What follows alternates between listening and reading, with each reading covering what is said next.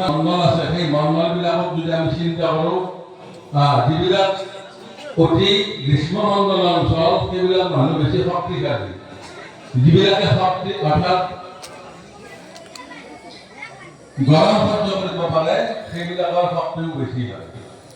আৰু চেঁচা মানুহবিলাকৰ কাৰণে অলপমান দুৰ্বলতাৰ প্ৰকাশ দেখা পায় বাৰু যি কি নহওক এই চাকি মন্দিৰ দ্বাৰাই আমাৰ মনৰ যিটো পবিত্ৰ ভাৱ এইটো আমাৰ প্ৰকাশ পায় আৰু সেইকাৰণে কৈছে সুপ্ৰকাশ বুলি কৈছে এইটো সুপ্ৰকাশ মানে হ'ল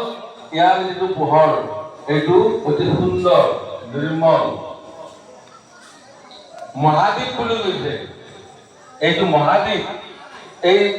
গছিৰ দ্বাৰা তাৰমানে কি হয় আমি